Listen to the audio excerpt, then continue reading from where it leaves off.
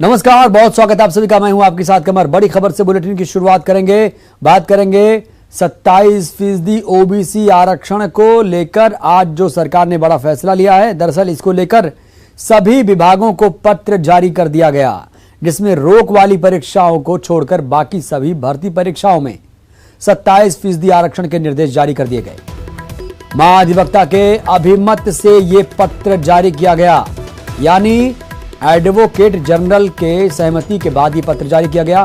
सामान्य प्रशासन विभाग ने यह आदेश जारी किया। आपको बता दें कि यह पूरा मामला हाईकोर्ट में चल रहा है, जिस पर सुनवाई के दौरान कोर्ट ने 27% आरक्षण पर रोक बरकरार रखा है और मामले की अगली सुनवाई 20 सितंबर को होनी है। पीएससी से संबंधित कि 2020 में एक मध्य प्रदेश शासन द्वारा संशोधन किया गया था कि जो राज्य सेवा परीक्षा भर्ती नियम 2015 है, उनमें संशोधन करके व्यवस्था कर दी गई थी कि जो रिजर्व कैटेगरी का कैंडिडेट है, एससी, एसटी, ओबीसी और ईडब्ल्यूएस, भले ही उसके मार्क्स ज़्यादा हैं, वो अपनी ही कैटेगरी में रहेगा। तो उन नियमों की संवैधानिकता को माननीय न्यायालय में 45 याचिकाओं के माध्यम से चुनौती दी गई है।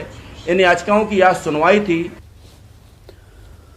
तो एक बड़ा फैसला सरकार की तरफ से लिया गया है और ज्यादा जानकारी के साथ हमारे संवाददाता प्रतीक मोहन अवस्थी जुड़े हैं जबलपुर से। प्रतीक, कल तो जो फैसला था हाईकोर्ट का, उसमें सरकार को राहत नहीं मिली थी, लेकिन आज सरकार ने ओबीसी वर्ग को बड़ी राहत दी।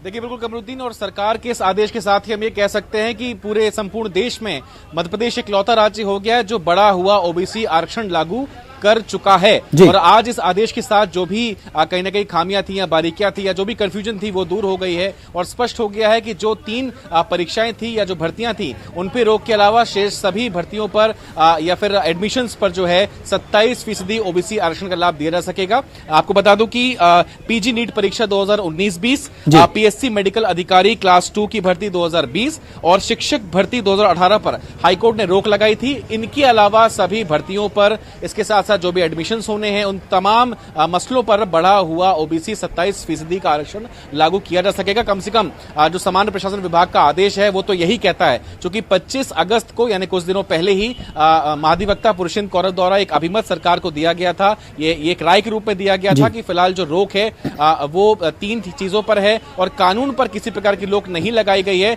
इसलिए कहीं ना कहीं इस भ्रम के माहौल को दूर किया जाए और सरकार 27% बढ़े हुए आरक्षण के साथ आगे बढ़ सकती है। केवल जो 3 मैंने जिनका जिक्र किया, जिन पे रोक लगी है, उनके अलावा सभी एडमिशंस पे या दाखिलों पर या फिर भर्ती प्रक्रियाओं पर 27% आरक्षण लागू हो सकेगा। कमरुद्दीन, बिल्कुल, ये तो रही सरकार की बात। प्रतीक, अगर हम जो मामला हाईकोर्ट में चल रहा है जिसपे कई लोगों को 27% ओबीसी आरक्षण देने पर ऐतराज है, वो जरा मामला बताइए। क्या ये मामला इससे टकरा नहीं रहा है? देखिए, आपको कमरुद्दीन सबसे पहले बता दूं कि 2019 में जब ये अध्यादेश लाई थी कमलनाथ सरकार, तो पीजी की एक छात्रा थी आशिता दुबे, उन्होंने इस अध्यादेश के खिलाफ याचिका लगाई थी, लेकिन ये पीजी एडमिशन संबंधी थी और उस पीजी एडमिशन पे फिर स्टे जारी हुआ। यहां से ही पूरी कहानी शुरू हुई। उसके बाद दिसंबर 2019 में जब एक कानून बन गया तो फिर से एक फ्रेश पिटीशन मॉडिफाई करके लागू की गई और कानून को चैलेंज किया गया, जिस पर भी संबंधित जो याचिकाकर्ता थे, पीएससी के थे, उनको कहीं ना कहीं स्टे दे दिया गया। सरकार का यह मत है कि कानून पर किसी प्रकार का स्टे अब तक नहीं हुआ है।